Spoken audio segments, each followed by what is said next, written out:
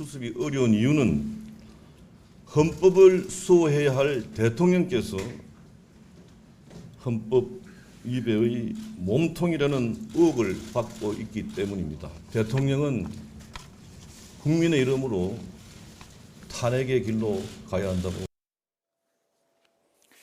자, 요 새누리당 어떻게 될 것으로 전망되십니까? 어떤 관전 포인트를 갖고 이 사태를 지켜봐야 될까요? 일단 여러 가지 포인트가 있는데요. 첫 번째로는 박근혜 대통령이 어떤 결단을 내릴 것인가. 왜냐하면 이번 주에 검찰 수사를 받게 될 텐데 수사를 받게 되면은 그동안의 의혹들이 사실관계로 밝혀지게 되고 헌법이나 법률의 위반 사항이 나올 때 이거는 탄핵의 요구 조건이 되기 때문에 탄핵의 그 바람이 굉장히 많이 불 것으로 보여집니다. 예. 이 가운데 아무래도 새누리당 지금 친박 주류의 지도부들이 굉장히 버티기가 쉽지 않을 겁니다.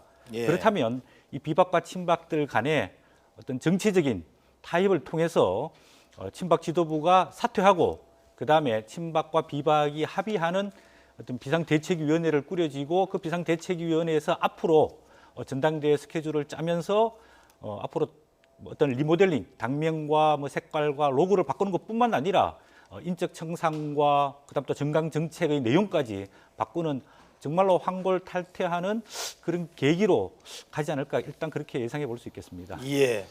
어떻게 보세요? 실제로 사실 그 야당은 사실 당을 정말 만드는데 선수죠. 분열됐다가 합쳤다가 하는데 실제로 지금 여당의 역사를 보면은 웬만해서는 당이 깨지지가 않았습니다. 예. 그런데 과연 이번에는 어떻게 할 것인가? 사실 국민들이 굉장히 그것을 지켜보고 있는데 현실적으로 지금 친박과 비박은 당신 먼저 나가라 이렇게 얘기를 하고 있고 실제로 당을 나가면은 10일에야 벌판이라고 하죠. 왜냐하면은 당에 대한 지원금 같은 게 끊기니까. 그렇죠. 그런데 지금으로서는 분당될 가능성도 상당히 없지 않다. 왜냐?